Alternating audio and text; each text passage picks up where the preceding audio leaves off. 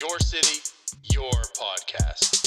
To the delight of this crowd, McClendon marches down the dugout steps with first base. McCutcheon's throw. The runner breaks to the plate. Here's the throw. Wow. It is out. The Buccos win.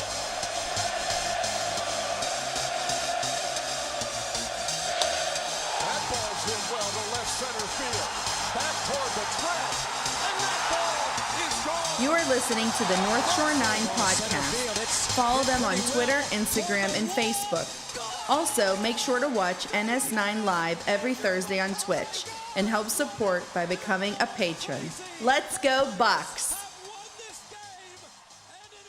Yo, yo, yo, welcome to NS9 Live. I'm your host, Anthony DiNardo. With me, we got Tyler, we got Jim.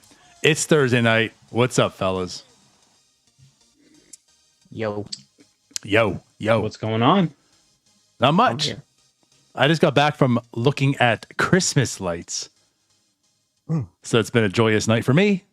How about you guys? And then you get to look at more. I know. My low quality. Wait, so looking at Christmas lights, was it kind of like an Ogilvy situation? Like where you like went to a place where there were lights set up and you just like looked at them? No, he probably just drove around Newcastle.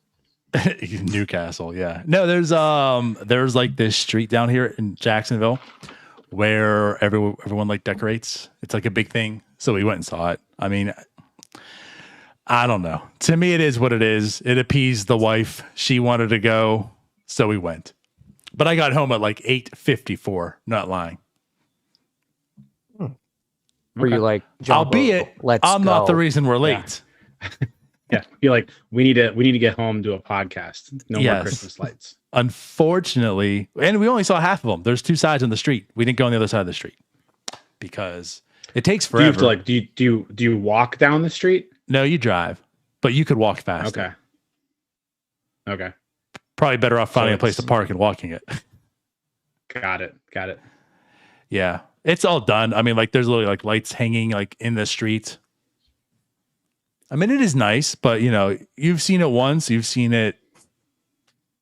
How that saying goes, every time, whatever.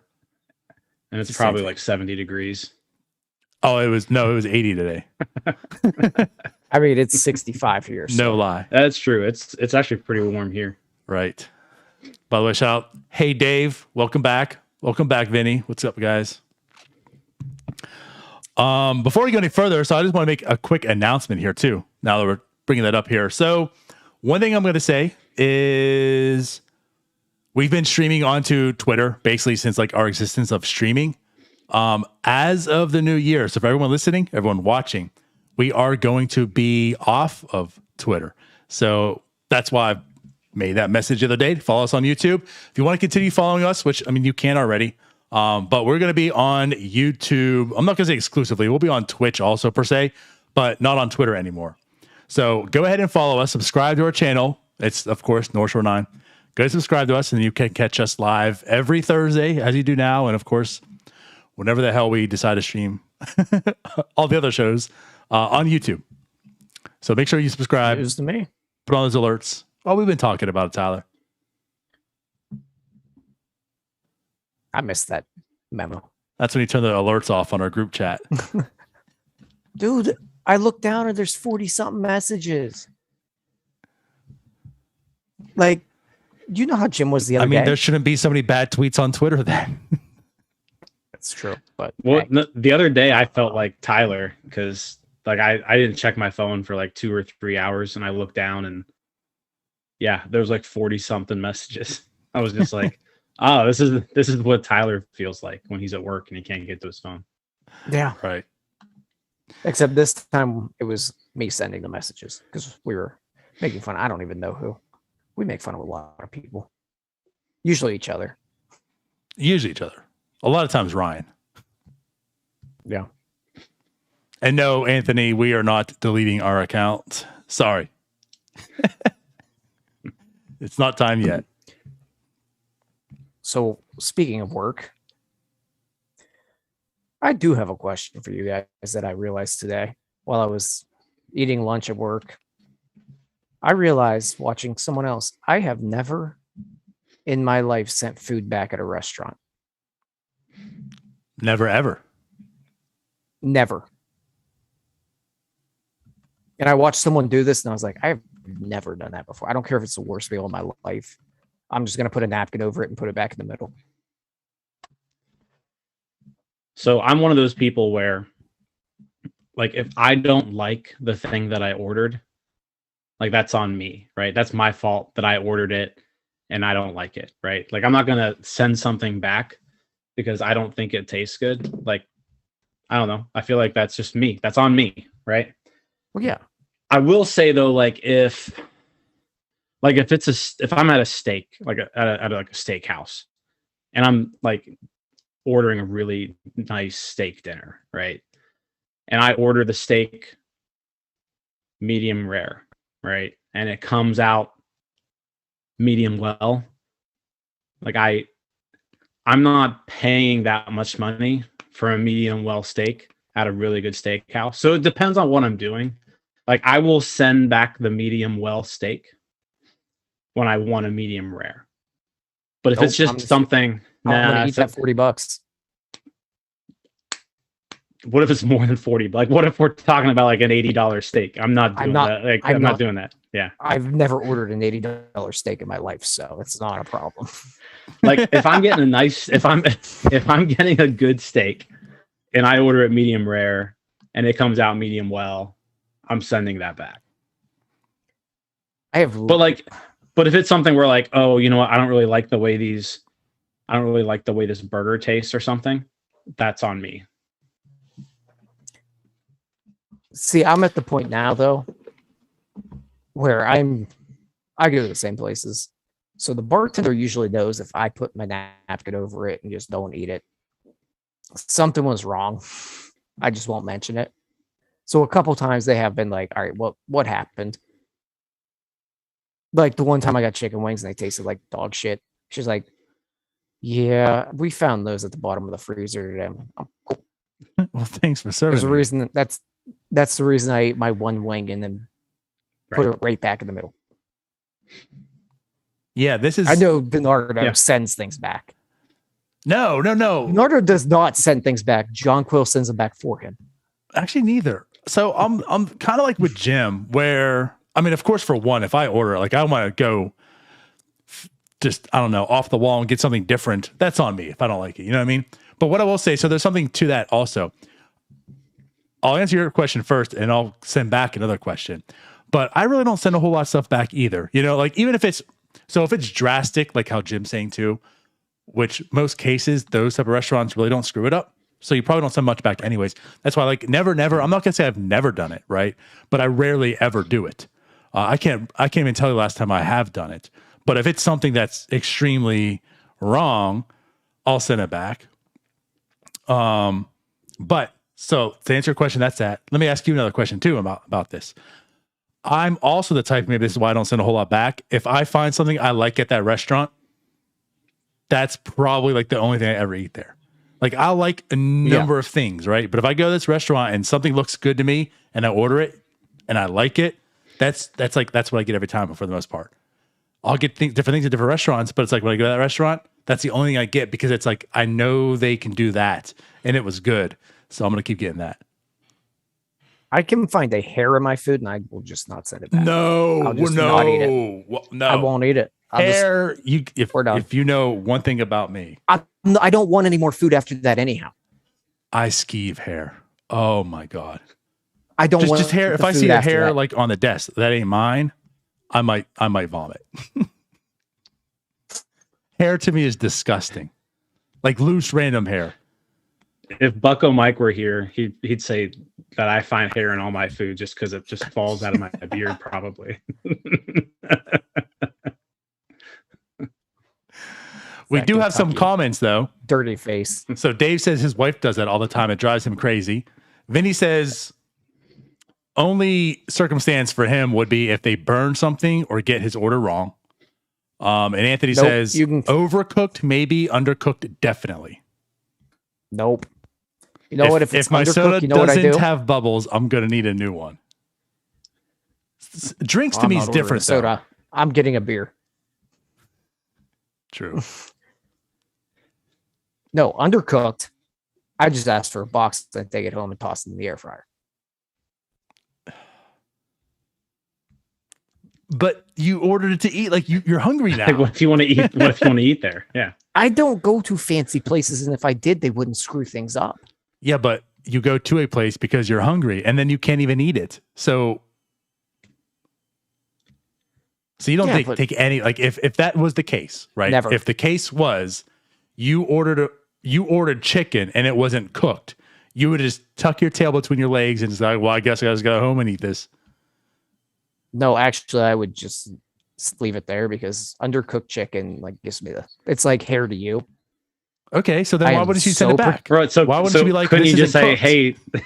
hey, this chicken's raw. Can you just cook it Because for another once minute I cut or into two? it and see it not cooked, I'm done. Now my appetite's gone. I'm fine. You want to ask for a new one?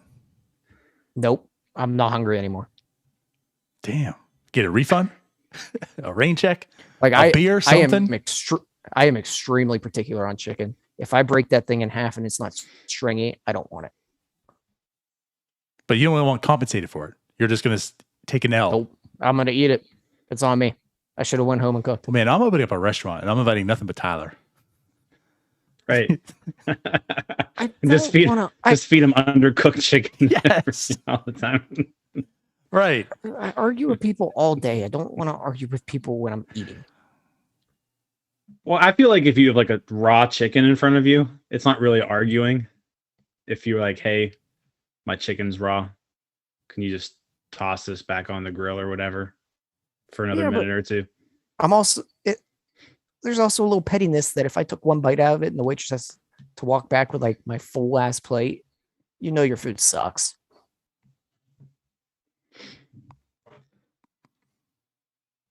Also, I don't know. Get to avoid I just the couldn't. confrontation. I'm pretty easygoing. I don't have to be that person. Like, oh, I ordered medium rare, and this is medium. This is ridiculous. I want this back, or because there's all those people. They find every reason to send their food back. I'm not that guy. If it's somewhat close, if it's no big deal. I'll eat it. No worries. But I couldn't imagine just having something like uncooked chicken and just being like, well, I guess I'm not eating dinner tonight. Here goes that $20 and just walk it away. That's exactly I couldn't do what that. I do. I mean, I paid you $20. I got to at least have food. So forget it then. Don't give me the chicken. Give me this then instead or whatever. Or give me a rain check or give me something. Give me some glass. Give me a pitcher of beer. That's what's wrong with your generation. You want something my for generation. Yeah, I do. I want something for my $20 that I just spent. If I give you $20, I don't want a raw chicken. The Norder probably eats half. I'm just going to open up a storefront called "Give Me Your Money." Can I get a new one? Tyler walks in, gives me $20, and I say thank you. I don't give him anything. That's it. I've wasted money on much worse. Was this the thing you said that was going to take us on a tangent? Apparently. Yep. Can you tell it's if the anybody's Pirates still off-season? listening? Yeah. If anybody's still listening. We got more comments on that than we did half of our Pirates talk. That's true. That's probably more interesting than the Pirates right now. I don't know. It's about to get interesting with our topic. Yes. So, Tyler, any transitions for us today? No segues. Ethan's have said they're stupid. Let's move on to the next thing. How mean of Ethan. That's just terrible. See, that was the best segue of them all. There you go. Segueing Ethan into it to segue to our next spot.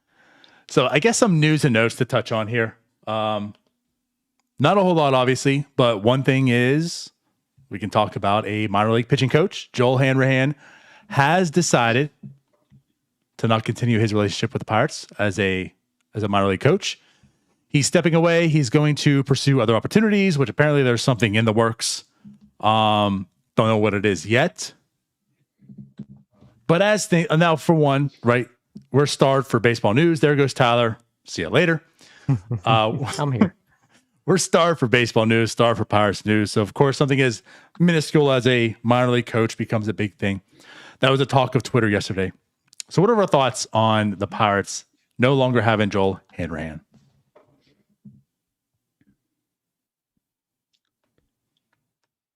Go ahead, Jimbo. On my video. Yeah, I mean, I'll say a couple things. It seems like everybody who knew Joel Hanrahan and how much, he has, contributed to the organization seems to say that this is a big loss, right? I'm not going to sit here and pretend like I know the ins and outs of Joel Hanrahan's coaching ability. I will say, just kind of looking on the outside, if you're thinking, all right, who has come up from the minor leagues in the last 2 to 3 years and hit the ground running as a pitcher? Can't really name too many people. So I'm not going to necessarily say that like, hey, Joel Hanrahan had all these guys ready to go. But I'm also not going to say Joel Hanrahan failed because he didn't have these guys ready to go, because maybe the guys just weren't that good to begin with. So all I'll say about it is it's a minor league pitching coach. Seems like everybody loved the guy. Seems like, he's going to get another job somewhere else. So there are people around baseball who have very high respect for him. So I'll say good best of luck wherever you are. But I don't know if this is necessarily like a huge loss, really, because can you really point to something and say, oh man, we're going to miss out on stuff like this now because Joel Hanrahan's not around? You know what I mean? Sure. Understood. I agree with Jim. From everything you read, it seems like he had a really good relationship with a lot of the pitchers. But as Jim said, we haven't seen anybody come up and really be effective since he's been here. But at the same time, you can't turn shit into diamonds. But you would expect, I think we would expect to at least have one guy come up and at least be a serviceable pitcher. And we haven't even seen that. I think there would be a little bit of outrage if we would have saw anything from Mitch Keller after he came back up. Sure. Because it seems like Hanrahan was very hands-on with him. But all you can do at this point is take the players' words for it and the guys that have played for him. But when it's a results-oriented business, the results were not there. And probably in a philosophical difference somewhere, it seems like. I mean, Hanrahan is a Huntington guy. So it is what it is, man. Like, it's not like losing Jim Benedict, where we saw so many guys come through and be able to point to him. It's more that we got to take everyone's word for it. That's probably the best way of putting it. I feel like you're right. You can't quantify the loss. You more or less deal with it by hearsay, right? So, you hear a lot of players talk about him. You hear how he is very open-minded with analytics and everything, and how he utilizes it and what he does. And of course, how he's revered around I'm not going to say the league, but I guess around baseball, right? Other people noticing him and talking highly of him, not just within the Pirates organization. So it's one of those things like, okay, if there's smoke, there's probably fire. So, you hear all this stuff about him. It's like, well, then why couldn't they make something work out? It sounds like he's really good. It sounds like he connects to a lot of these players. I mean, just the fact alone that Pittsburgh, and Cherington more or less made it the decision that we can't fix Keller. We're going to hand him off to you. That almost puts, like, you're putting him in that light. Like, we're going to hand him off to you. So they must have high regards for him as well. And it just seemed as if there wasn't a position in the major leagues. That's what he wanted, which I fully can understand. They did want to sign him. Like, they did offer him a contract and money, but it was going to be still with the minor leagues. And he just wanted to have that opportunity in the major leagues, which it sounds like, again, with what you hear among other sites and people and such, he probably will find a job doing something. As a pitching coach, probably not. But, probably get something in the major leagues to eventually get there. And that's what he wants to get. And I totally understand that too. Like, look at the business side, look at the career moves. Do I want to be stuck in the minors again, or do I want to take an opportunity and find myself in the majors? I mean, I don't blame him by any means. But right, like I can't quantify this and be like, well, we know he was good because this pitcher came up and did this, and that pitcher came up and did this. So I think that's why it was kind of polarized on, Twitter and the fans and such because of all those reasons. A lot of them just feel like, I mean, in reality too, it's a minor league coach. It's not the big deal, but then in other sense, like myself too, even it's like, I wanted him to stick around because I feel like there's probably some good out of him. And if he's going to continue his career, why not with the Pirates? Yeah. I mean, well put. Yeah. I said, based off of what everybody says, based off of what people who know him say, seems like he's got a bright future. So, it would have been nice to keep him around. So, I mean, I think it's one of those things you got to wait and see. Does he go somewhere and get a bullpen job, like a major league bullpen coach job? Then, best of luck to him in that role. It sounds like he probably wants to be a major league pitching coach, would be my guess one day. So I'm sure that's whatever he feels like is going to be the best way to do that. Like you mentioned, the Pirates clearly wanted him to stick around. They offered him a contract. They offered him multiple years. He made the decision to go somewhere else. So, I mean, sometimes it's just the right time for guys to move, right? And seems like that's kind of where we're at with Hanrahan right now. I mean, is there also a possibility in Hanrahan's mind? Like, he sees the talent. He's not working with too much coming through in the minors. The Pirates are not loaded with in the minors. But where he's at right now, it's a ways away pitching wise. I mean, he'd have Contreras next year. For how long? I mean, that's the whole point. Like, get Contreras ready, and then boom, there you go. Yeah, but are you giving credit for that now? Like, and also, I don't see how you can't find a job for in the majors because Oscar Marine has shown you absolutely nothing. Like, give him an assistant pitching coaching job, and then whenever you fire Marine, like halfway through next year, like they're going to, if there is a season, promote him. But it also just could be it's time to split. Like, let him go do his thing. He doesn't. Maybe he wants to go be on a team that doesn't suck ass. Like, that's a very You're right. good possibility. He might just be like, I don't want to coach a team that sucks. Especially, and again, like especially in the minor leagues. Like, if it's gonna suck, let me be the pitching coach for the Orioles. Like, at least I'm in the majors. I can start my career. Especially though, if you're in AAA, where the Pirates have shown they don't care about AAA. That's a good point too. That's another good point.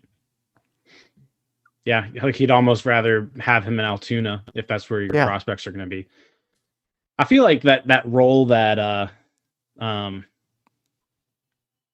you just mentioned him, Jim Benedict. Jim Benedict, right? That role where he was like pitching coordinator, right? Yeah, and he just kind of floated around and was in charge of just pitching in general throughout the organization, like that. That may be a good role for him, but again, it sounds like maybe he wants to be on a major league team in the, as the bullpen coach, whatever that role is. And I mean, based off of his reputation, he could very well get something like that. Yep. And actually comment in the chat, which kind of lines Anthony says, maybe you heard Cherington. Will that best pitcher skip AAA? Kind of lines with it. Like, he has kind of come out and said how we deem our players ready at AA. So AAA, and as we've seen AAA, it's kind of just like a wasteland. It's just a league of depth. It's like a holding. Yeah, it's like a holding area. Yeah. Right. And you're basically taking a demotion to go coach better players. Basically. Yeah. Yeah. Like, you're right. You're probably better off being in AA. That's when you get your hands on the real prospects and do something with them. He was just in a weird situation here being in AAA, and like Jim said, the coordinator position was probably a better option, but maybe he wants to be with a team year round. I don't know. I'm not in his head. Yeah. But whatever it is, I mean, there's a split. I mean, both parties wanted something different, it seems. There was definitely interest in, both sides. It's not doesn't seem as if Hanrahan was like, I'm ready to just get out of this organization. It just wasn't the role he wanted, and the Pirates wanted him, but not in the role he wanted. And they're moving ways. So, I mean, the best of luck for him. I look at it as a loss for the fact that, like, I would rather have him here, but this isn't, so that's like Michael Ryan all over again. I think actually that's even more blown up, but like when Michael Ryan, was let go and like everyone just like burned down. How can you it's like, all right, chill guys, like it's not that big of a deal. This is more in line with that. But again, I was intrigued by him. Yeah, there's also the whole portion that he pitched for the Pirates. Like if this was just some guy that threw for the Angels, if he threw for the Angels, do you think anyone would give a shit? So he never played for the Pirates. I'm with Tyler. It's definitely a thing. Like, I mean, we like Joel Hanrahan.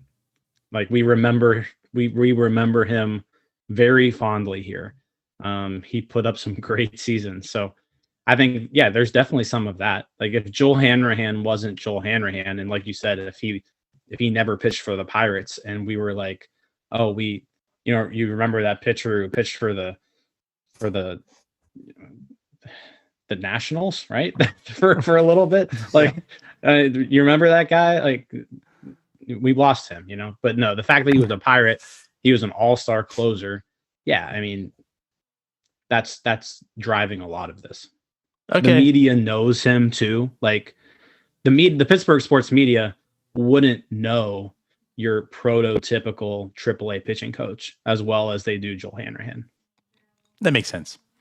I asked that because I saw, Tyler brought it up, but I saw it twice, something as a fan favorite Joel Hanrahan. I was like, I don't know if I really like put him in that seat, but I guess just in general, he was looked favorably in Pittsburgh. And like you said, he was a Pirate, so people know him. So I guess that makes sense. I was kind of equating like if this was AJ Burnett, everyone's been calling for AJ Burnett could not know how to be a pitching coach at all. He could be the worst coach there is.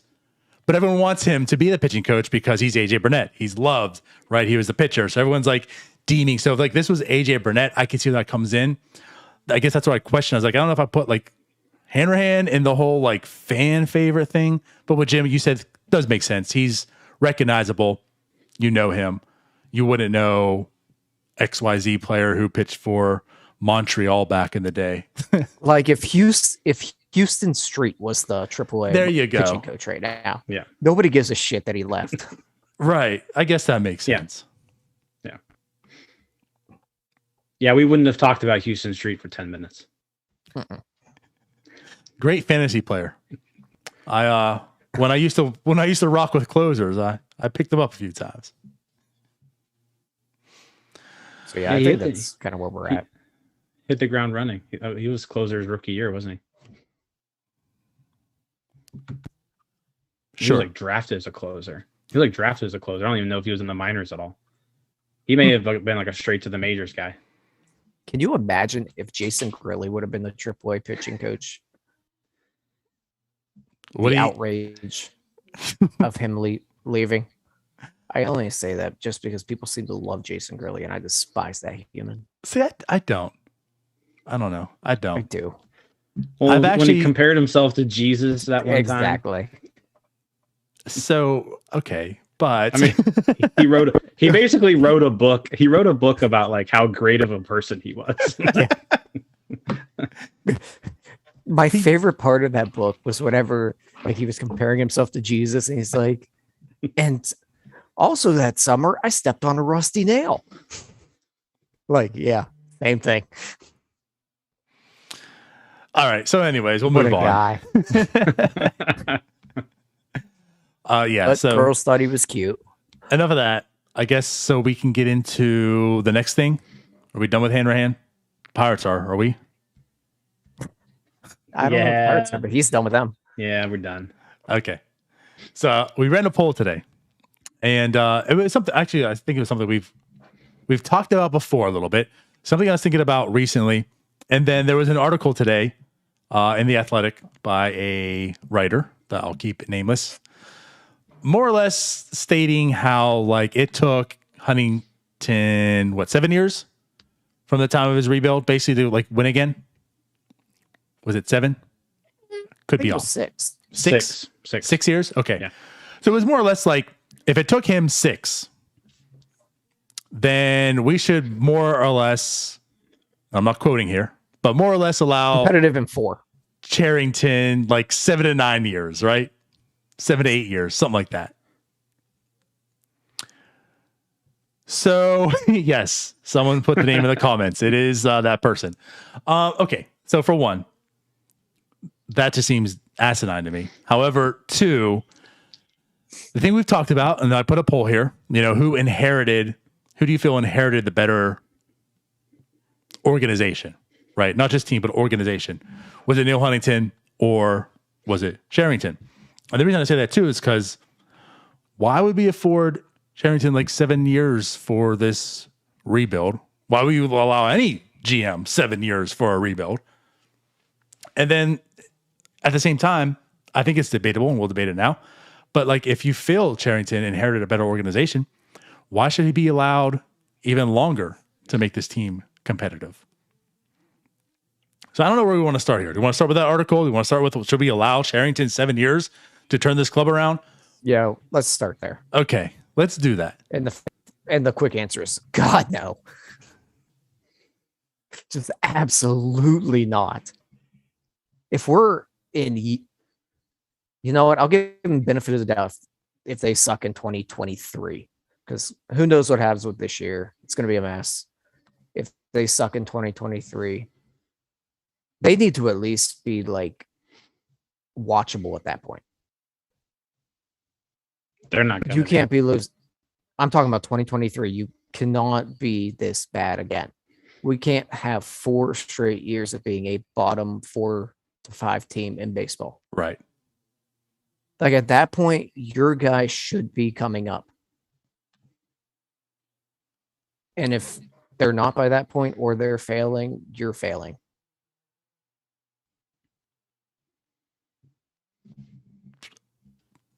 Jim looks like he wants to say something. I'm holding off here, but there's like nothing but dead silence. Jim's, so I'm just going to talk. Well, no, I mean, the 7 to 9 years thing is just completely ridiculous and stupid. Like, under no circumstances should it take anybody that long to rebuild. And if it does, you've done a terrible job. Something's gone horribly wrong.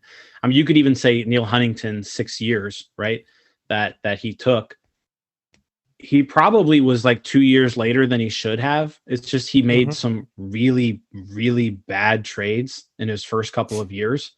I mean, the talent that he did inherit from a major league level, that he had to rebuild with, he completely squandered it, right? Like Jason Bay, he got nothing for him. I mean, let's just say he got nothing for him. Right. So, and that was really like the only impact player he inherited, from on the major league team. The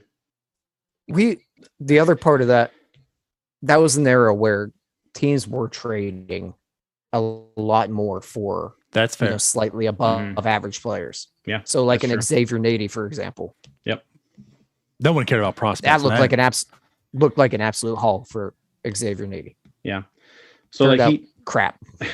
Yeah, so he completely whiffed on some of those early trades, and that made it so that the Pirates didn't really start becoming half decent until 2011, and then 2011 was like that big huge collapse they had. 2012 was another collapse, right? In 2013 they kind of put everything together. But the beginning parts of 2011 and 2012, it was a team that was very watchable, right? So that rebuild took 6 years, was a little longer than it needed to be. So to even think that any rebuild should take longer than that is terrible. Like if the Pirates hadn't won in 2013, Huntington's probably gone, right? Like how much goodwill did Huntington have to stay another year if the Pirates didn't perform in 2013? To me, that's hard to answer. I don't know, because losing had gone on for so long to even get that close. I don't know. Like, are the leashes that long that you're okay because we're still that close? And I'm going to believe in this because we've never been as close as you are to this point. But that's a different situation.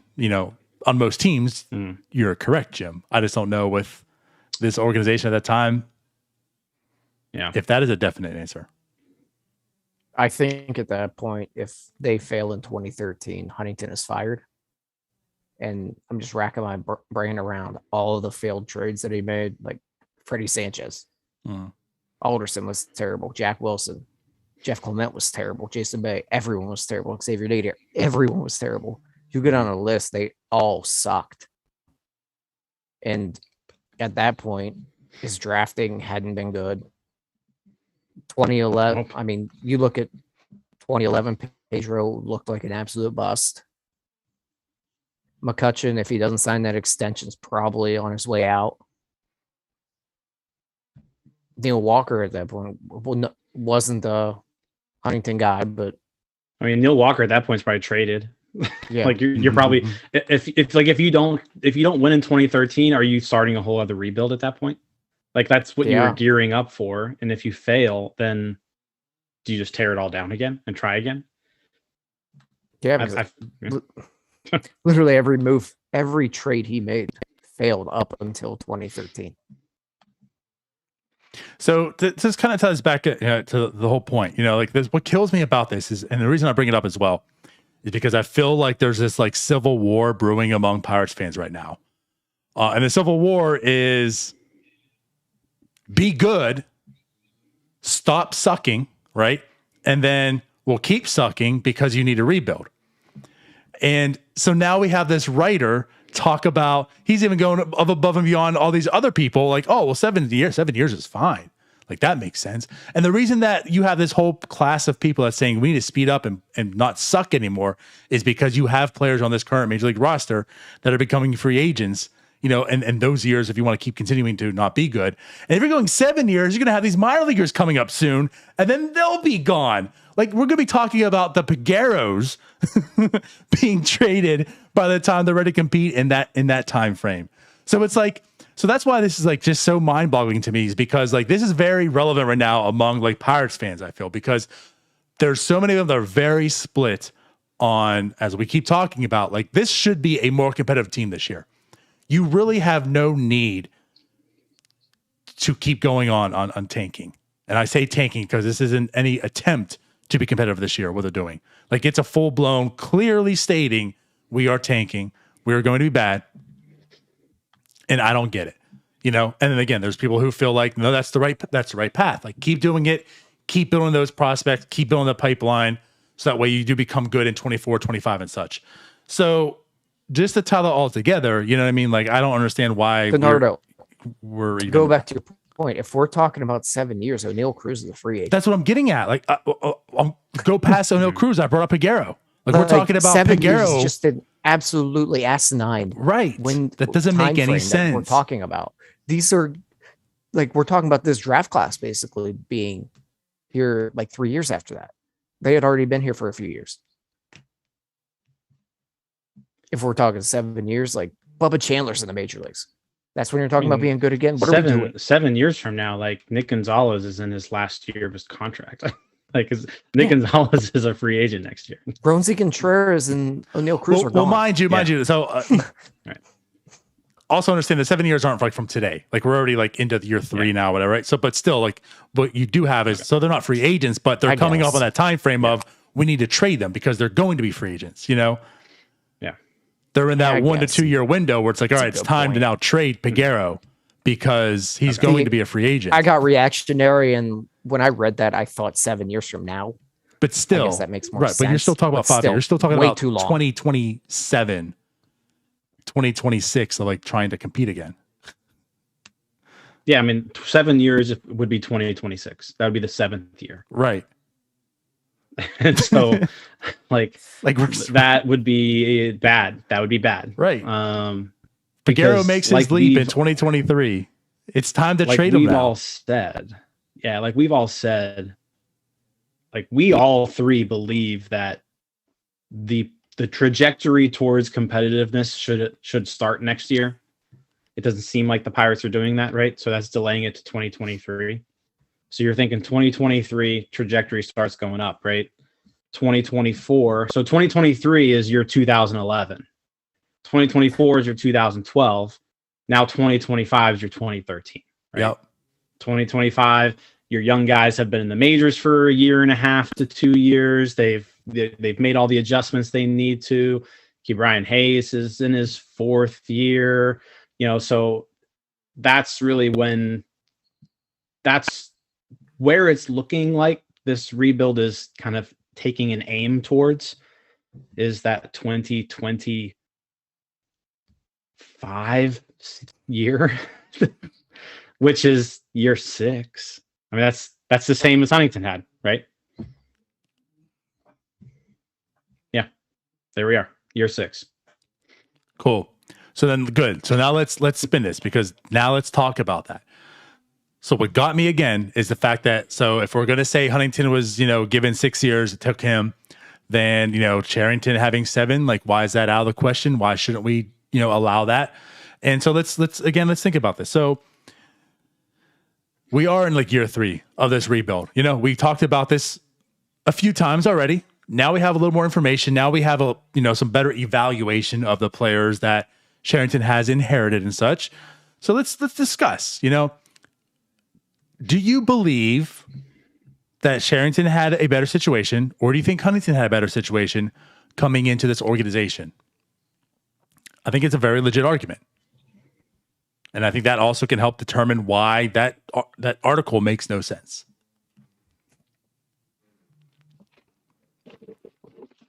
I guess Jim will let me talk because he's sipping his Coke unless he's in deep thought.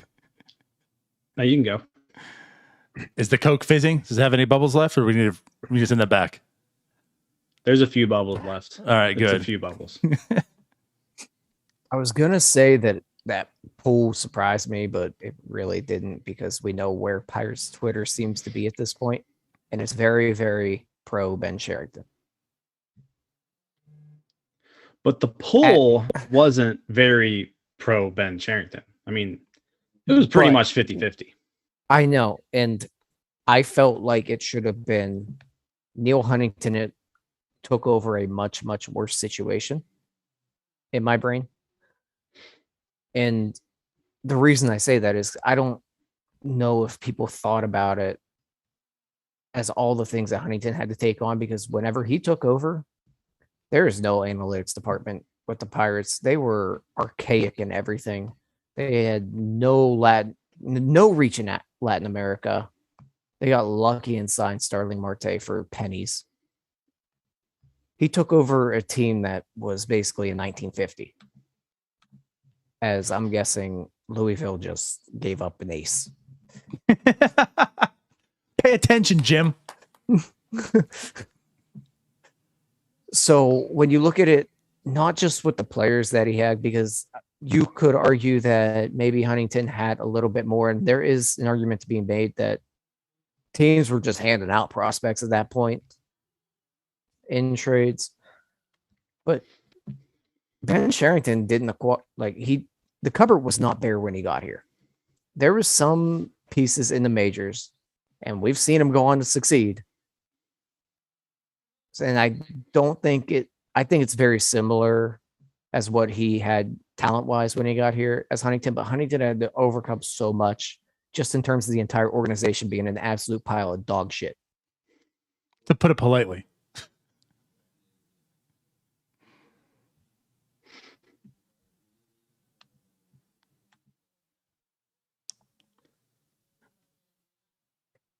So I want to say a couple things here.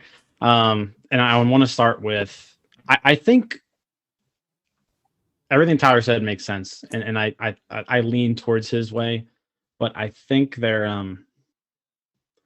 I think it's close. Like, I don't think it's one of those like egregious things where you can say, oh, well, it's clearly Ben Cherington inherited more. Like, I think he did, right? And I'll go into some reasons why I think he did here, but I don't think it's so egregious that it's not worth a discussion over, right?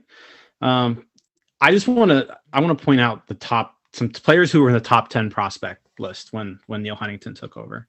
Andrew McCutchen.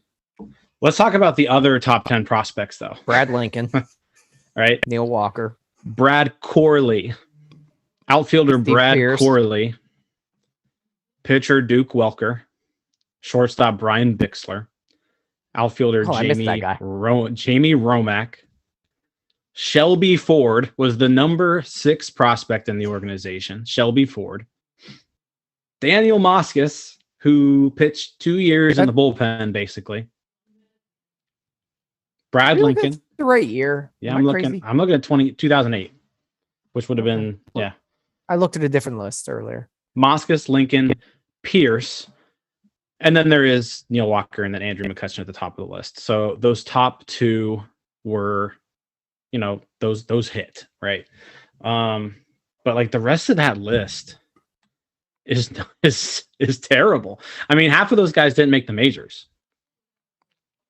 Jamie Romack is over in Korea, just winning MVP awards every year. But like that is just a sad, pathetic list, right? Whereas if you look at the prospect list when Cherington took over, and Cherington brought in a lot of talent, right, in his first offseason, right? And Jim, one thing I want to say to cut you off right there too. So one thing I just want to say too, to put in perspective also, because we know prospects can of course bust. Like all these ones you're going to talk to right now can bust. Let's also make it aware too. It's not as if any of these other prospects were actually deemed good either, and then just work it. Like it was a poor farm system. It was with bad. Andrew McCutchen. Yeah, like I mean, Daniel Moscas was the number 5 prospect on the team.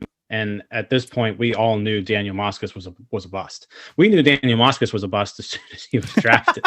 Really, I mean, it was just a terrible pick, right? But you look at the prospects that Cherington brought, got in here, Hayes, Cruz, Priester, Swaggerty, Brennan Malone was there. Malone was brought over later. Yeah. Ciani, Oliva, right? Bolton, Bay. Or was Bay? Mason Martin. No, Bay was there. Mason Martin. Cal Mitchell. So those people were in the organization. Not to mention Kevin Newman and Cole Tucker. But to mention Kevin Newman, I mean, Kevin Newman ended up being a starting shortstop for 3 years, and he was good for one of them. So from like a pure talent standpoint, when it comes to depth in the organization, when Cherington took over, just way more depth, right? Whereas when Huntington took over, it was Walker and McCutchen and nothing else, like nothing else. But and you're right. Yeah, Marte at that point was, in the Dominican, so no one really knew about him yet. But yeah, that was like the one diamond in the rough that they got lucky in the international market. So Cherington inherited a much better system. I don't necessarily know if Cherington inherited better trade pieces, like for a rebuild. Like we could say Starling Marte was really good, right? But so was Jason Bay. Like Jason Bay was really good. Keep going. Joe Musgrove, good trade chip. Keep going. Oliver Perez was there when Huntington was around, right? So he had Oliver Perez. He had Oliver Perez, but Oliver Perez was coming off some bad years. Yeah, they weren't good then. Let me look. Oliver Perez had a 2.98 ERA, you're like right. You're right. 05. That was earlier. So he had Ian Snell. You're right. So from a major league talent standpoint, Cherington Jack had more. Wilson, Freddie Sanchez. Let's go ahead and say Cherington had more, right? Because those other guys were clearly on the downside. I don't want to cut you off, but I'm going to. Cherington had Josh Bell off a career year. Chose to hold him. He chose correctly, held Adam Frazier until his career year. I forgot about Bell. Held on to Adam Frazier until his career year. The one that looks like might work out is Tyon. who's coming off of yeah. no So year. Cherington inherited way more. Cherington inherited Not way to mention more. Jacob Stallings. Like, Not to mention Stallings. if you move Stallings back to like 08, he's the best trade chip on the team, probably. Back when catchers could not hit. Yeah, he would have been nice there. Okay, so I think it's not as close as I originally thought. And not to mention the dumpster fire the entire organization was at that point. And I think that's what you got to say. Like the organization up to that point hadn't competed since 1992, right? Where at least now, the Pirates were above 500 in 2018. Like they actually, they won 82 games. So they're like 2 years off, that. Like actually being, like they're they were like literally a year off from being a wild card contender. Like they were in the wild card race until the last week of the year. In 2018, they actually like acquired some people at the deadline. Don't remind us. Don't just stop. But no, and that's the one pass. That's the one pass that Cherington gets is that Huntington burnt that bitch down at the trade deadline. Yeah, he definitely traded a lot at that deadline. So, which brings us back to that winning streak was like the worst thing that ever happened to this organization. Yeah, so you know what? I'm squarely in the Cherington inherited quite a bit more. That the organization was in a pretty decent spot when he inherited it. Better, deeper prospects, more major league talent that you could either build around or trade. Like he didn't have to trade Starling Marte. You could have extended Starling Marte, and then look how that would have gone, right? He made that decision, and we'll see how those prospects turn out, but. Yeah, he definitely inherited more.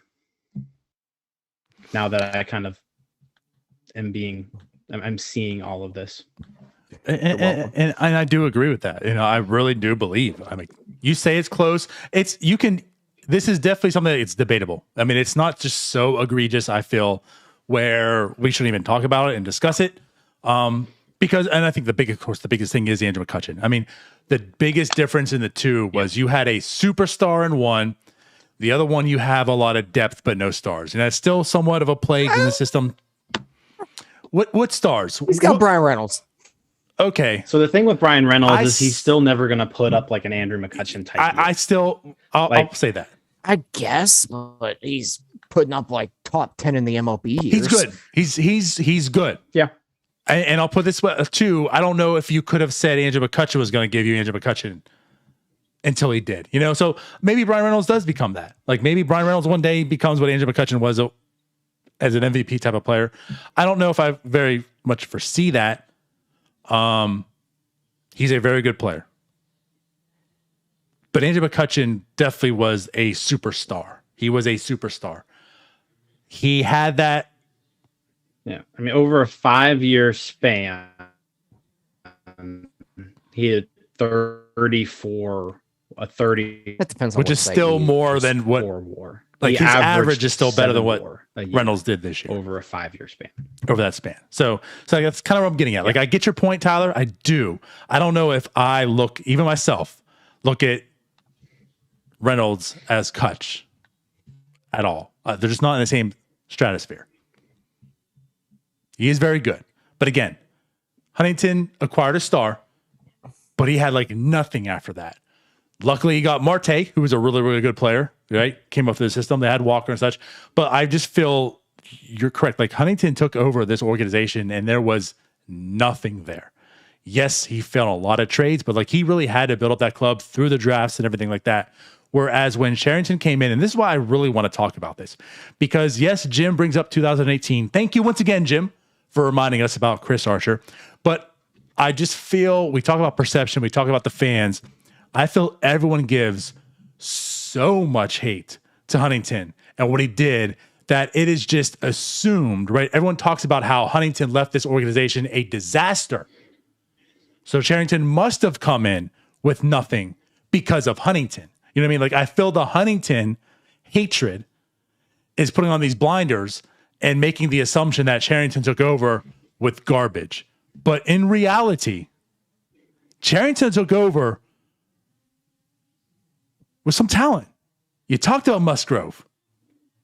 You talked about Josh Bell. Now, I mean, at that time, like, you're not going to get a ton for him, but still, you're talking about a guy who was in the home run derby and all-star. There was talent on the major league level. We can debate and argue if they should have extended and continued and doing whatever. I'm not going to go into there. I think it's still the right move of tearing down the rebuild, because why continue this? But that's not the point here. The point is there was talent. Starling Marte, all the guys you talked about. And he also had talent in the minors. There was talent on both ends. He came in and had O'Neal Cruz. He came in and had Quinn Priester. He came in and had Brian Hayes. There was talent on every level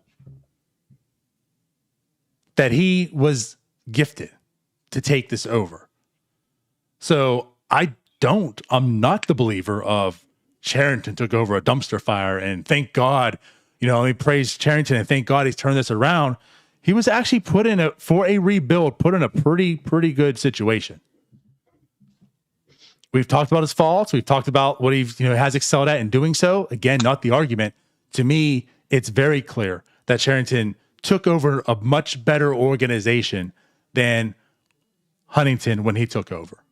And that's not even going in to the fact like what Tyler brought up. That's just actual pieces, not what he actually had to do to the organization, which, I mean, Cherington had to make some changes as well. It wasn't 1950s, but the Pirates were still like in 2013 when Cherington took over. Yeah, I think go ahead. Go ahead, Tyler. I was going to add one thing that that Huntington was also able to do.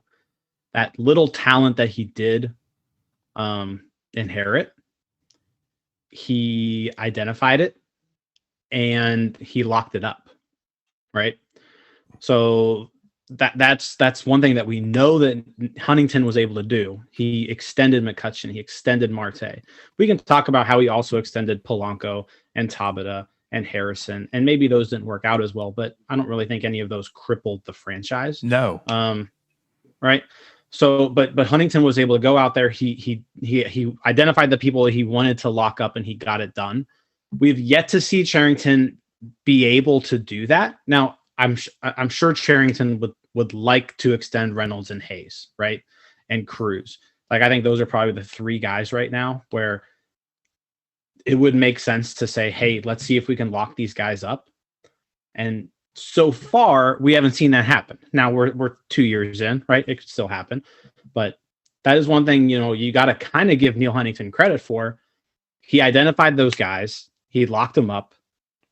Cherington has not been able to do that yet. I'm sure he's trying, maybe, but that's one thing I will say about Huntington is with those guys he inherited. The ones he liked, he kept. I agree fully. And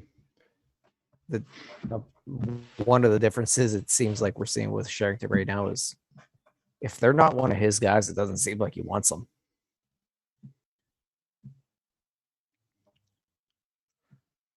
Yeah, I mean, I don't know how deep you really go into that. Just if it's like a mindset, just perception wise, it's like, man, if he didn't get them, it doesn't seem like he really wants them.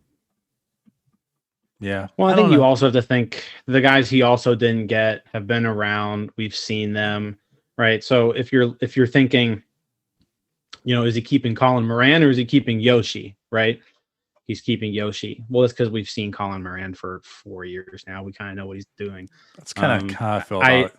Yeah, I don't know, because I think he would love. Like, I'm sure he's thrilled he has Brian Reynolds and Brian Hayes on this team. Like, and I'm sure he's thrilled that Quinn Priester's in the minors.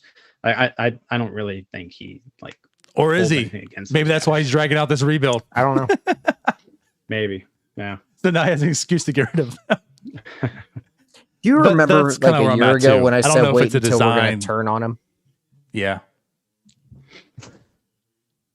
And I don't want this to really turn to that either. Like this isn't more of that.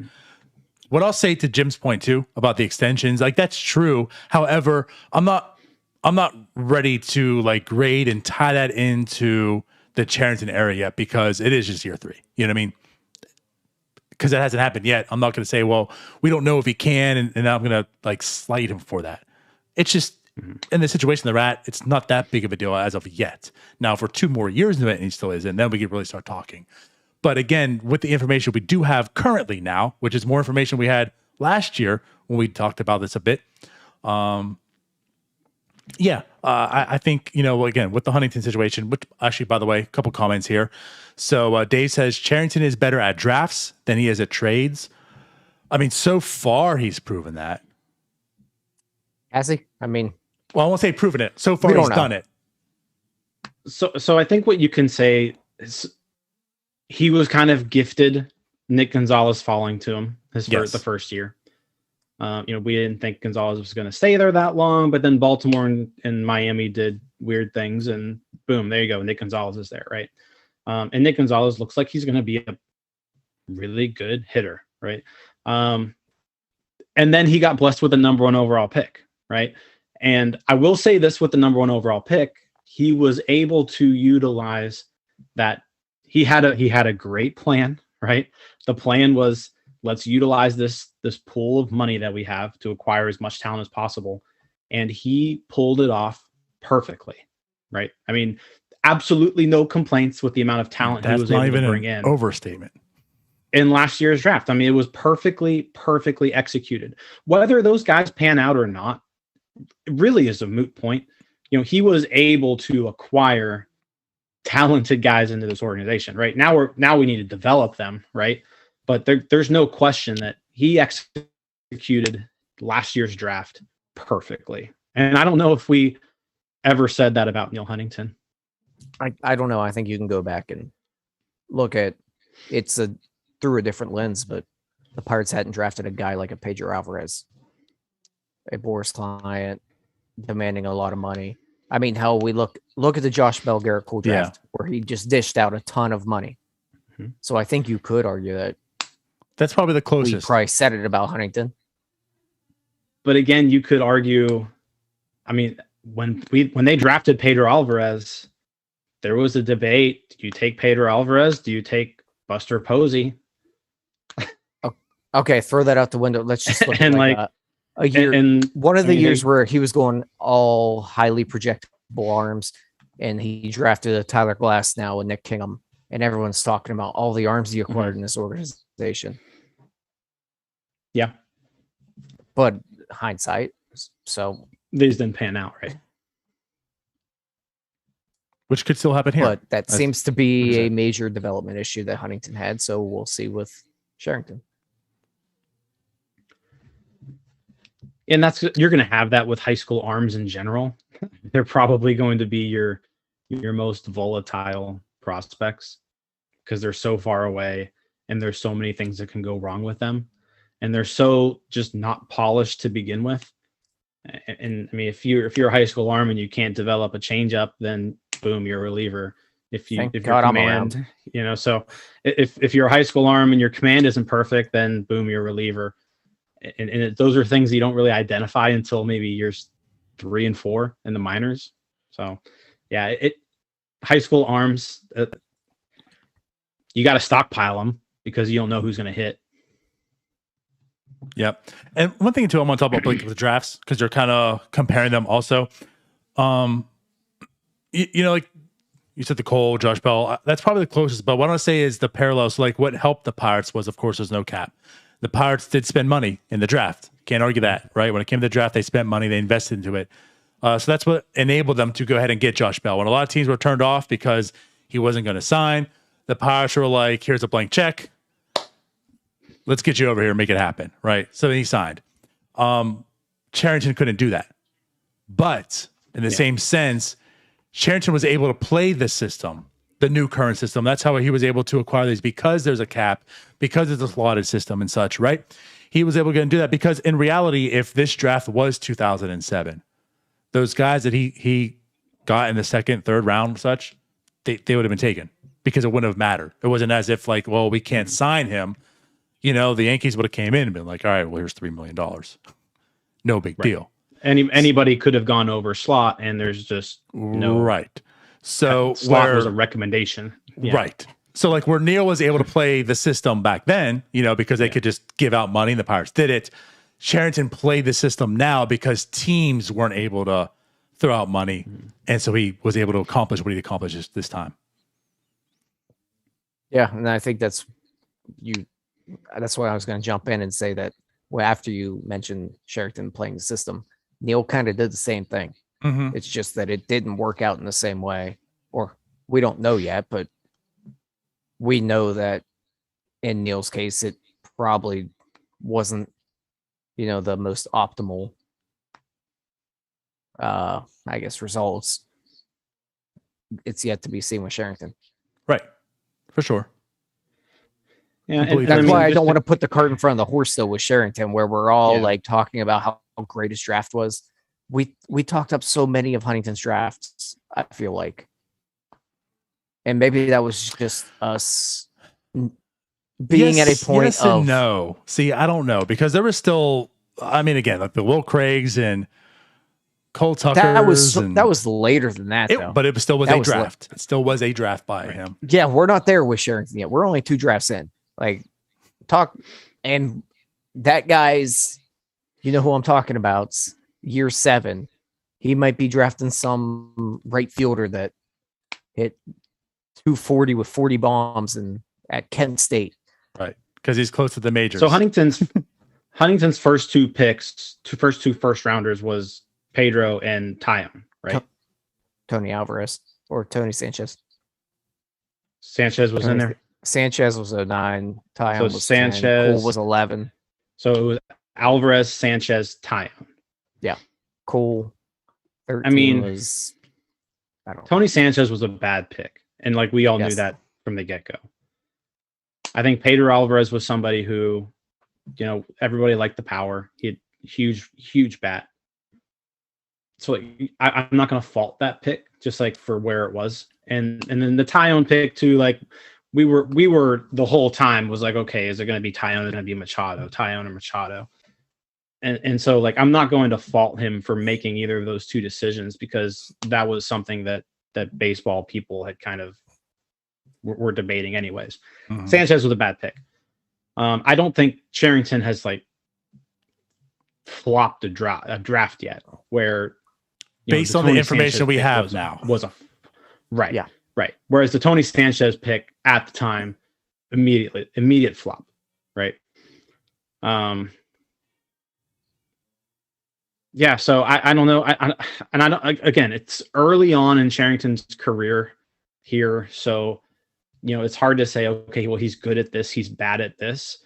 I don't know how good he is at trades, because these prospects he's traded for haven't gotten to the majors yet. Right. We'll see if Peguero is good. It looks like he hit on Contreras, right? But we don't know until he gets up here. So it looks like he's hit on a few, but we'll see, right? Huntington's trades up front, again, we talked about this. They were bad. The one thing that Huntington was able to do was those guys that he brought, that he inherited, kept them, and then he was able to add through free agency some big pieces, catcher, starting pitchers. I think people lose track of like just how great Ray Searage was for a few pitchers. I mean, Volquez, Liriano, Burnett, all these guys who came in, even like Nova, right? Like these guys who came in and they became good pitchers. Not to mention every reliever. And that's another thing. Great job at putting together bullpens. He would find relievers. He would find relievers, off the scrap heap, and they were good. And then flip them for useful pieces. Flip them, yeah. So he was very good at piecing together a bullpen. He was really good for those few years of finding free agents who he felt he could maximize their potential, and they were able to do that. And that's what made them, back-to-back playoff, contenders. So we haven't seen Cherington do that yet, but he also hasn't tried to do that. Like Cherington has not tried to supplement his talent with pieces to help the major league team yet. So I think it's not really exactly fair to judge him on how he is at that yet, because we haven't seen him even try to do it yet. We're assuming. Yeah. We're assuming. Because if this is attempt. If this is him trying to be good, then it's not looking good. Right. Yeah. But we're also at a point where it's like, we've said it a million times. It's time to start adding something. So I think it's a good way to segment to that next part. Because again, like the whole point of the article, right? 7 years. If we can give Neal 6, why not give him 7? So again, we've kind of compared the organizations, like where they are. We feel that Cherington inherited a much better organization, but let's also talk about the differences in the organization. So even if you wanted to say, even if you're the people that say Huntington got the better end of the deal because of Andrew McCutcheon, where was Andrew McCutcheon at that time? Like his star, right? Very low minors. Where when Cherington took this over, his star, to your point again, Tyler, maybe not Andrew McCutcheon level, but his star is Brian Reynolds in the majors. It didn't take much longer for his next, hopefully up-and-coming star, Brian Hayes, to be in the majors as well. He has guys there today. He doesn't have to wait for his core to come up in 5 years. Okay, maybe not 5 years, 4 years, you know what I mean? To get to the 6-year mark. And I think that's why, again, we keep hounding this. Like, it can't be looked at the same. Like, you can't look at this organization now, too, and say, let's take 7 years, because you have guys here already. At that point in time, they're gone, and the next wave of guys are going to be gone. And that's why I feel like, so maybe it's trickier for Cherington to do what he got to do. Maybe it was much easier for Neal to sit back and say, well, let's just gut this out because Andrew's the guy I got to build around. Whereas Cherington comes in and says, well, there's not too much talent here, and I got to build around this guy who's already in the majors. So yes, maybe it's a bit trickier, but I just feel like that's the reason why he has to accelerate this. You can't let him take 7 years. You can't let him take 5 years. It's got to be something that's quicker. And that's why we keep saying this year should have been like that bridge year to 2023, when that's when you start to like get competitive. We're not talking about having playoffs, but competitive.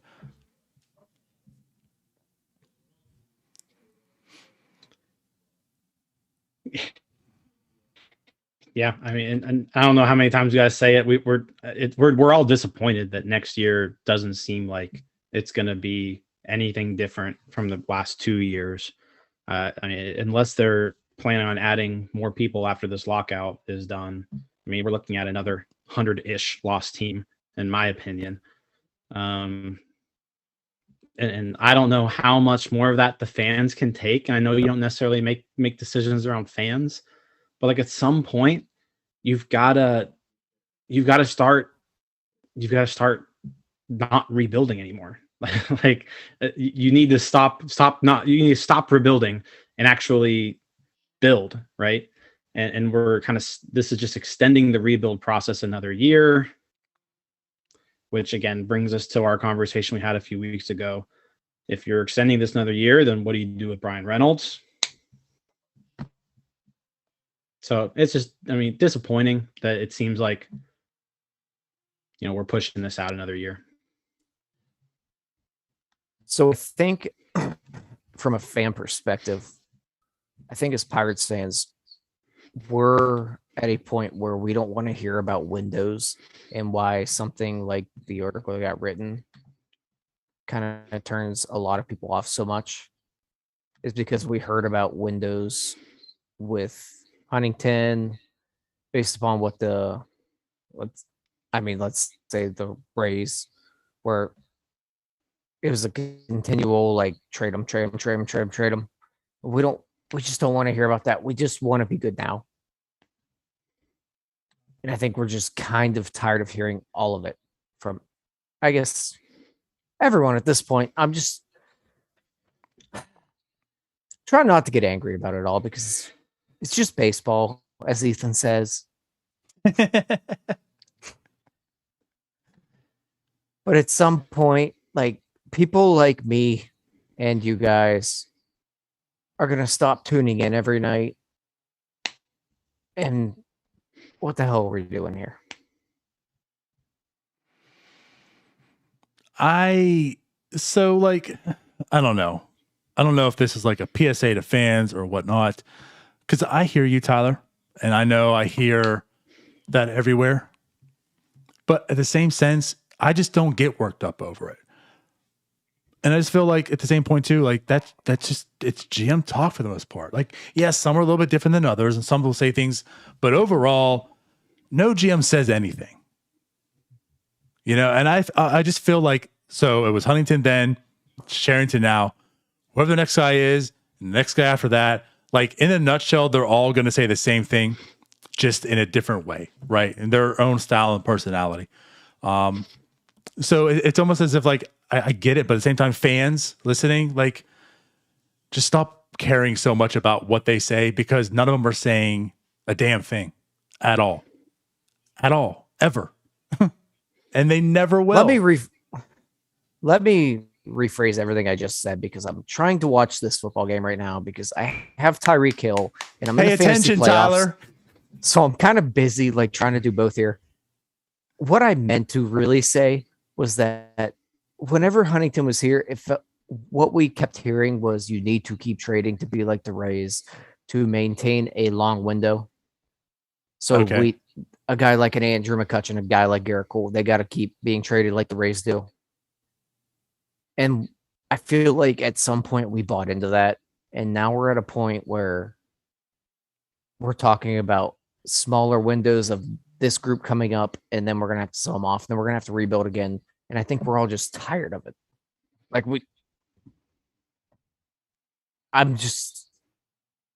everything sucks with Major League Baseball.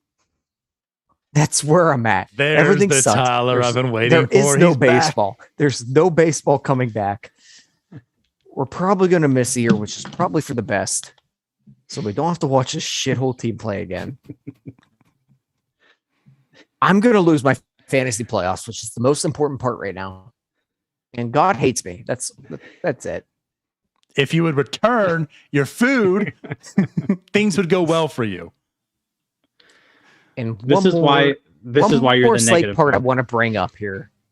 I actually don't want this to come off as the I hate Ben Cherington all the time thing, because I do think he's done some things well. Yeah. I really do like what he's done with the minors. I like that he keeps guys in AA, and then he's not afraid to bring them up, so that we don't have a guy that has to have 1,000 AAA at bats, because that was exhausting with Huntington. Andrew McCutcheon. I like that he gives an O'Neal Cruz a couple games. I like that Ronzi got to start a game. Those are very minor things. I think that's a very useful part of building an organization. I do like the draft. Could that end up being incorrect? Absolutely. But it's hard to really be optimistic just as a Pirates fan. I've been alive 28 years and I've seen 4 winning seasons. What do you want from me? I mean, I think that's very fair, right? Like, I mean, I don't know how.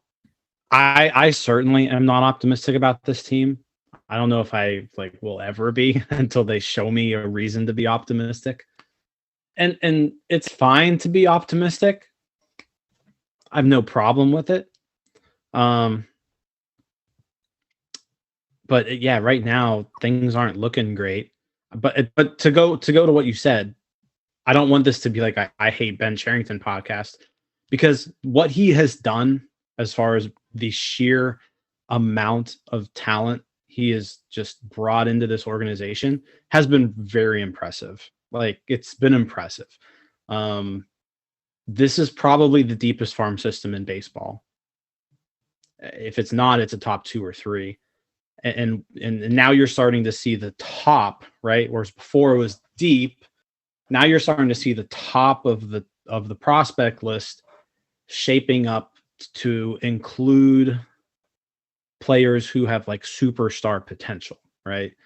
And that's something that we've been missing. That the last real superstar prospect the Pirates have had that I can think of was Polanco, right? Like, that's probably the last person who debuted, and it was it was like a moment where like, okay, Polanco's debuting. We haven't had that really since we haven't had that since then. That 2020 outfield. Yeah. 20 home run, 20 stolen base, 3 outfielders that no one ever had in existence and the Pirates going to have. And yeah. And again, like those players don't always pan out, but it's better to have more of those types of players where like it's an event to see them debut than it is to have just a bunch of depth guys, right? Like you need impact talent.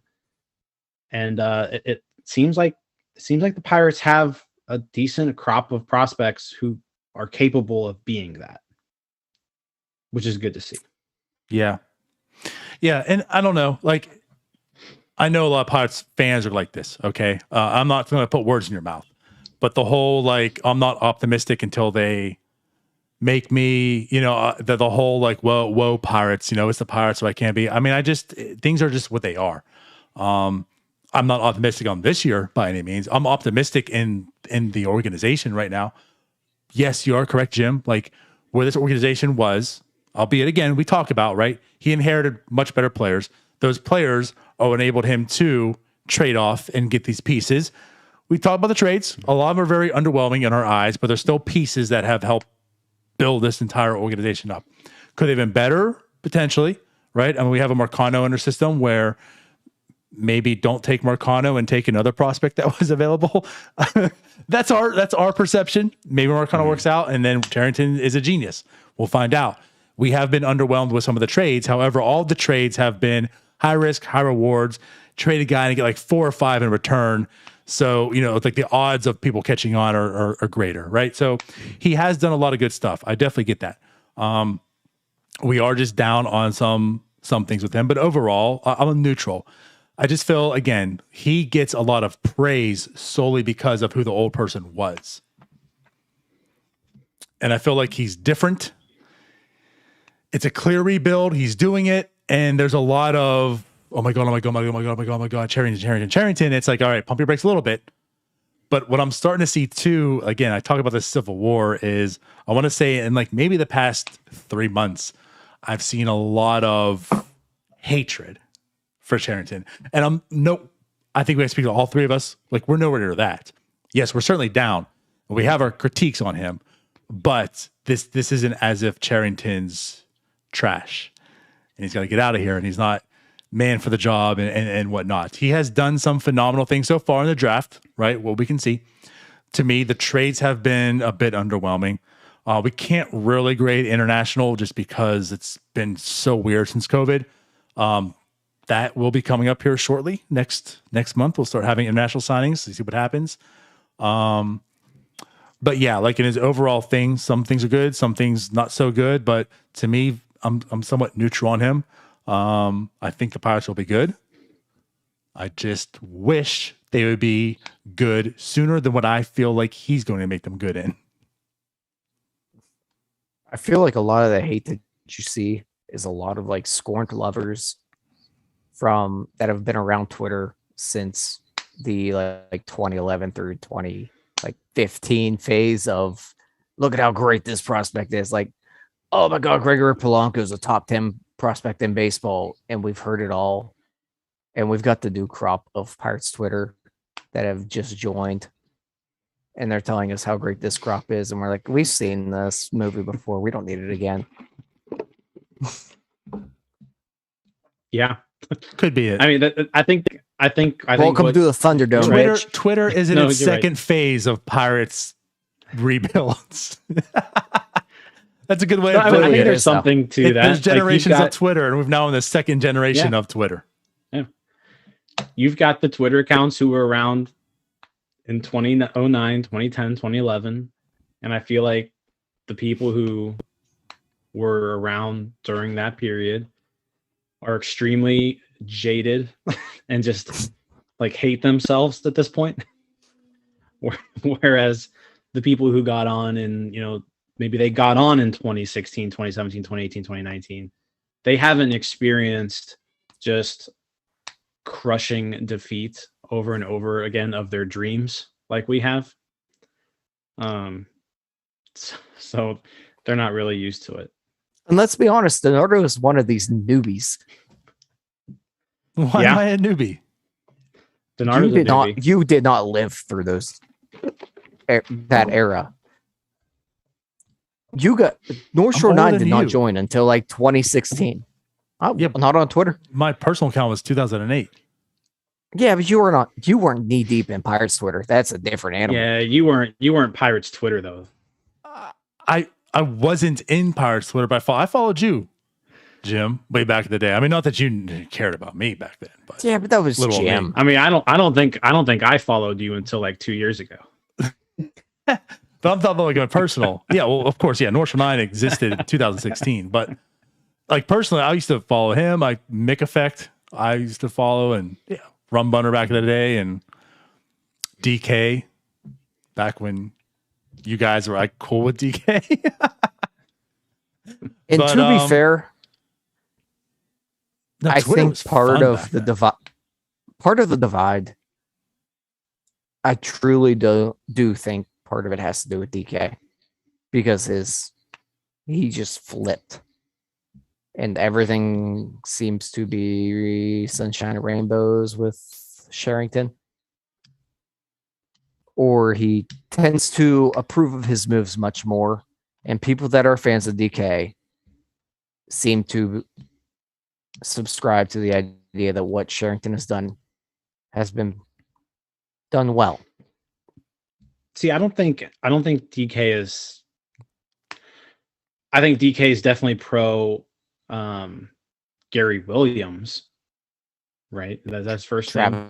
Travis Williams. Okay, I was so confused too.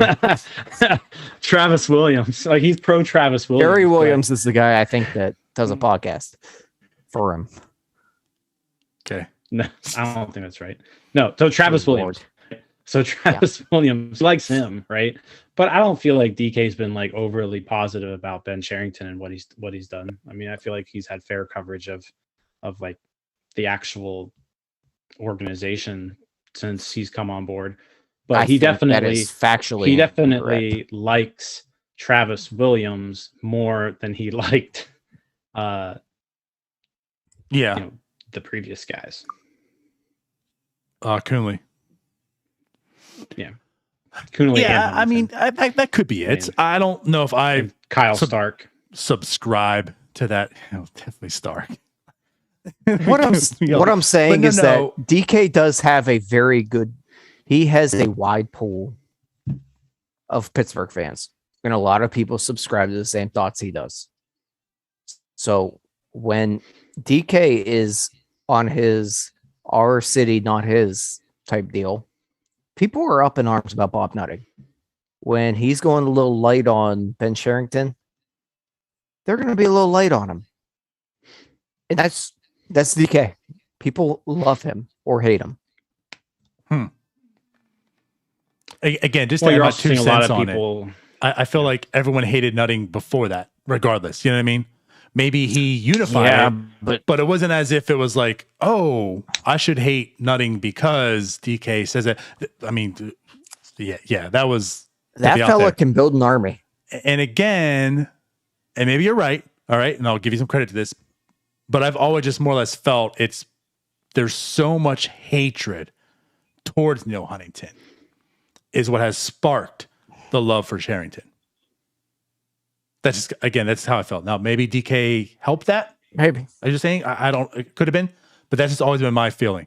Because of the way Huntington left this organization, right? And what he did, I just feel there's so much hatred there, and everyone has this perception of Huntington destroyed this franchise. That look what Cherington has done. Because everything we just talked about, what Jim said, right? Like this went from a very, very poor farm to a very, very deep farm now, right? Like he has done a lot with the farm. He has done a lot of this. It just, we're kind of missing out on the reasons for that is because the guy that he was able to trade in the Garrett Cole trade for, the guy that he was able to trade with Sully Marte, the guy he was, these Huntington guys, and again, these Huntington guys that are the top of the top 10 farm list. So the reason, not solely, right, but a good portion of the reason that Cherington is able to do what he does is because of what Huntington left over.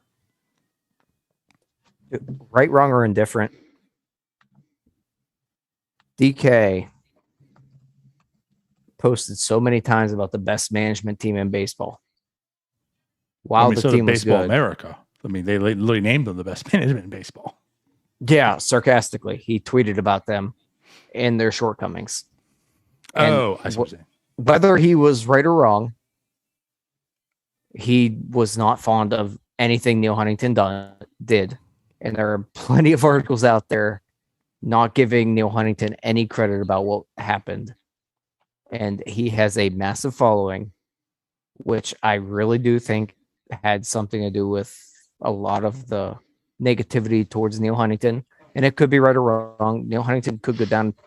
I mean, if you're indifferent, you could look at Neal Huntington and think, you know what? He was not that good. So DK could be right. I don't know, but he certainly has a lot more pull than people think in Pittsburgh. I think the other thing too, especially with like we've mentioned like the two types of Twitter, the older people and I can't believe we're lumping ourselves in with the older people. That I guess I'm an older person on Twitter. We're veterans. We'll call us ourselves Twitter veterans. But yeah, our arbitration years are behind us. In my entire life that I can remember, right? Keep in mind, I was 1992. I was 5 years old, so I don't remember that. I remember 93 on, right? No general manager that the Pirates have had has even come close to accomplishing what Neal Huntington accomplished. So I think that's a thing. Like I will never hate Neal Huntington because Neal Huntington's the best GM I've ever seen.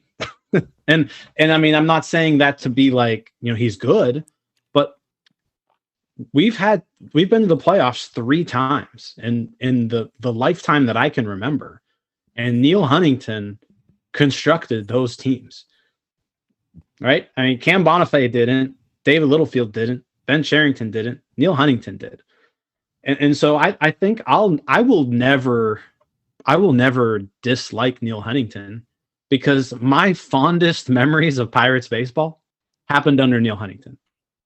Right? We can talk about like the end of his career here, and he probably didn't do the right things, but no, he definitely didn't do the right things. I mean, he definitely didn't do the right things, right?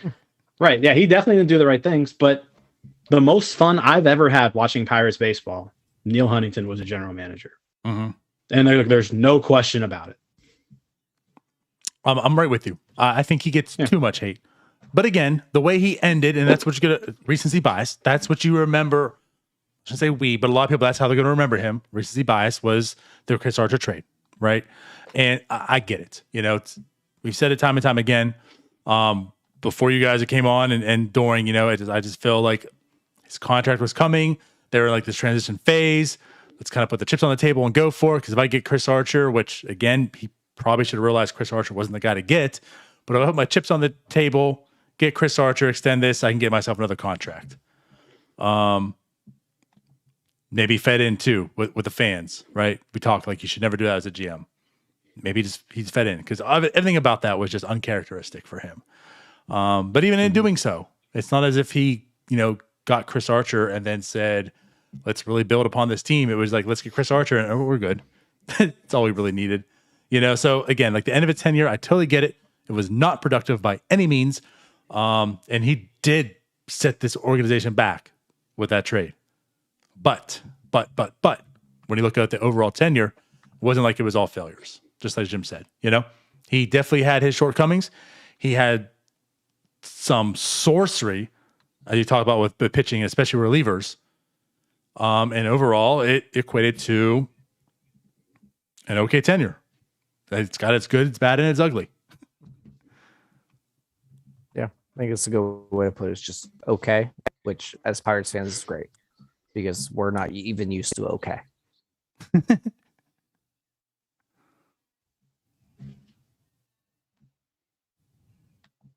Cool. Well, now I think we're that's like a good way to leave it. To be 2 honest, hours into this. Yeah, Tyler, what are we talking about tonight? I don't want to get down another rabbit hole. And what's sad is I feel like we could probably still talk about this for 3 more hours. We could go if all not night. more. Yeah. We have a 24-hour marathon next Thursday. It doesn't sound like a bad idea.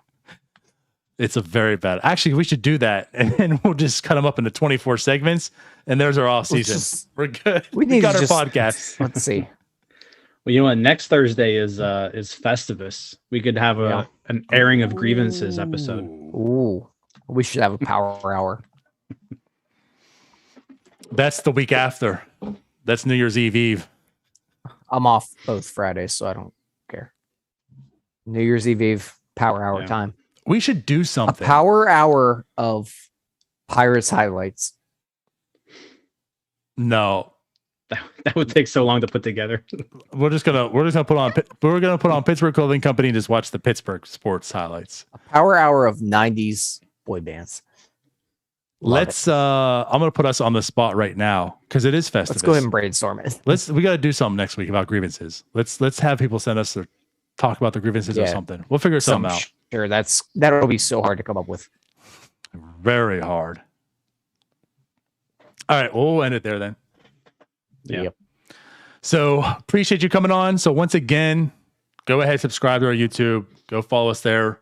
We'll still be on Twitter for I guess the next 2 episodes, but after that, it's YouTube. So we will catch you all later. Bye. Peace out, Girl Scouts. See you guys.